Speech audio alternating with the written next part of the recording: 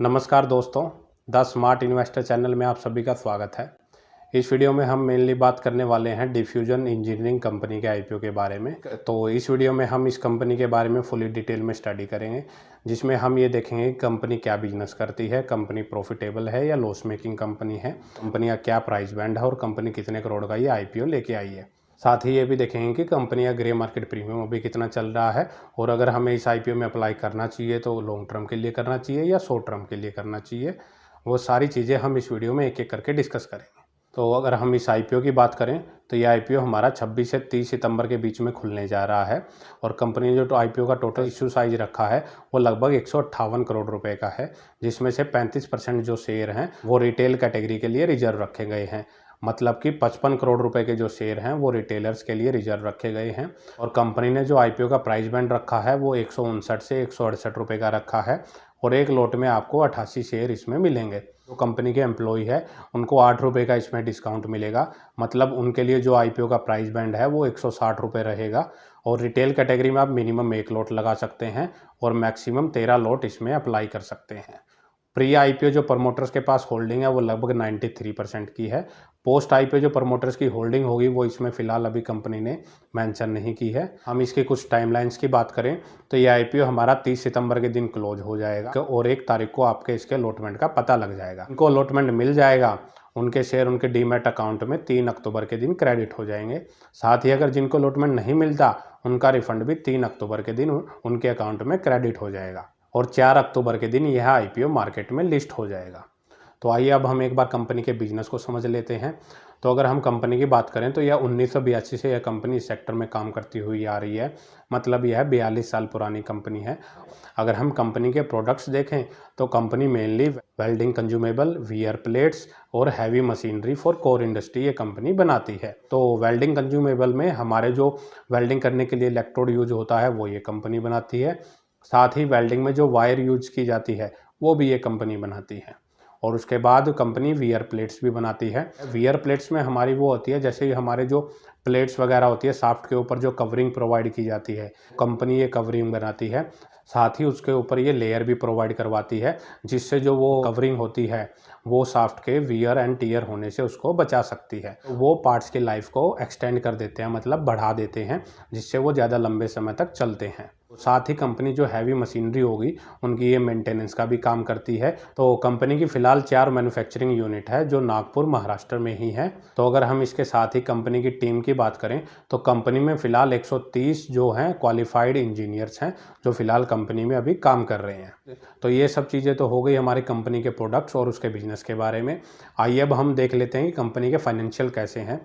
तो अगर हम कंपनी के फाइनेंशियल की बात करें तो कंपनी का जो रिवेन्यू है वो कंटिन्यूसली साल दर साल इंक्रीज हो रहा है और 2022 में कंपनी का जो रिवेन्यू था वो 208 करोड़ रुपए था, जो 2023 में बढ़ के 258 करोड़ रुपए तक पहुंच गया और अब 2024 में कंपनी का जो रिवेन्यू था वो लगभग 285 करोड़ रुपए का था। तो मतलब कंपनी का रिवेन्यू साल दर साल कंटिन्यूसली इंक्रीज हो रहा है, यह कंपनी के लिए एक प्लस पॉइंट है। तो अगर हम जैसे जैसे कंपनी का रिवेन्यू इंक्रीज हो रहा है तो कंपनी का प्रॉफिट आफ्टर टैक्स भी उसके साथ लगातार बढ़ रहा है। तो 2022 में कंपनी का जो प्रॉफिट था वो 17 करोड़ रुपए था, 2023 में वही बढ़ के लगभग 22 करोड़ रुपए तक पहुंच गया और 2024 में कंपनी का जो प्रॉफिट है वो लगभग 30 करोड़ को भी क्रॉस कर चुका है। तो आप देख सकते हैं कंपनी के जो प्रॉफिट में सालाना 30 से 35% की ग्रोथ नजर आ रही है। वहीं अगर हम कंपनी के पास रिजर्व देखें तो कंपनी के पास लगभग 163 करोड़ रुपए के रिजर्व हैं। तो कंपनी के पास काफ़ी अच्छा रिजर्व है और रिजर्व के अगेंस्ट में अगर हम कंपनी के कर्जे की बात करें तो कंपनी के ऊपर सिर्फ 34 करोड़ रुपए का कर्जा है, जो कि ज़्यादा चिंता का विषय नहीं है क्योंकि कंपनी के पास ऑलरेडी 164 करोड़ रुपए के रिजर्व हैं।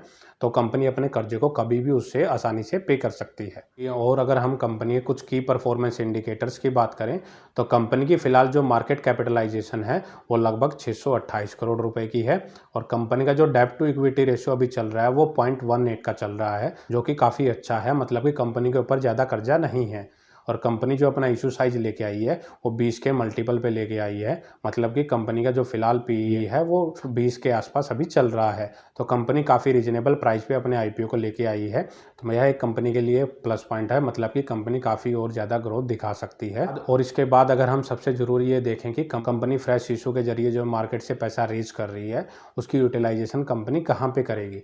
तो कंपनी जो ये पैसा रेज कर रही है, कंपनी की फ़िलहाल जो मैन्युफैक्चरिंग यूनिट है, कंपनी उसको एक्सपेंड करने जा रही है, तो वहाँ पे कंपनी इस पैसे का यूज़ करेगी। साथ ही कंपनी अपनी अलग से एक नई मैन्युफैक्चरिंग यूनिट लगाने जा रही है, तो वहाँ पे भी कंपनी इस पैसे का यूज़ कर सकती है और कुछ अमाउंट का यूज़ कंपनी फ्यूचर में अपनी कैपिटल रिक्वायरमेंट को पूरा करने के लिए यूज़ करेगी। साथ ही कुछ जनरल कॉर्पोरेट पर्पज़ के लिए भी इस पैसे का यूज़ कर सकती है।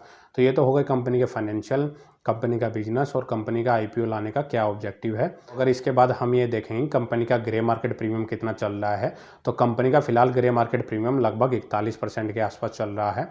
कल जो कंपनी का ग्रे मार्केट प्रीमियम था वो लगभग 30% के आसपास चल रहा था। तो कल और आज में कंपनी के ग्रे मार्केट प्रीमियम में 11% की तेज़ी आ चुकी है और ये आईपीओ कल से ओपन होने जा रहा है। तो हो सकता है कि आने वाले दिनों में कंपनी के ग्रे मार्केट प्रीमियम में और भी तेज़ी आ सकती है और इस आईपीओ को जितना ज़्यादा अच्छा रिस्पॉन्स मिलेगा, इसके ग्रे मार्केट प्रीमियम में और भी ज़्यादा तेज़ी आ सकती है। तो अगर हम इस आईपीओ की ओवरऑल बात करें कि हमें इस आईपीओ में अप्लाई करना चाहिए या नहीं करना चाहिए, तो कंपनी के सारे फंडामेंटल्स देखने के बाद हम ये कह सकते हैं कि कंपनी काफ़ी अच्छी है और कंपनी अपने बिजनेस को एक्सपेंड करने के लिए ही इस पैसे का यूज़ कर रही है, वो एक प्लस पॉइंट है। प्लस कंपनी का जो बिजनेस मॉडल है वो भी काफ़ी अच्छा है। प्लस कंपनी का जो डेब्ट टू इक्विटी रेशो है वो बहुत ही कम है और कंपनी की फ्यूचर में काफ़ी अच्छी ग्रोथ दिखा सकती है। और जब ये कंपनी का नया प्लांट सेटअप हो जाएगा तो उससे कंपनी का रिवेन्यू और प्रॉफिट दोनों बढ़ते हुए नजर आएंगे। तो ओवरऑल आप इस आईपीओ में शॉर्ट टर्म और लॉन्ग टर्म दोनों ही उससे इसमें अप्लाई कर सकते हैं। तो दोस्तों इस वीडियो में इतना ही। ऐसे ही आईपीओ से रिलेटेड अपडेटेड न्यूज़ के लिए हमारे साथ बने रहिए। तब तक के लिए धन्यवाद।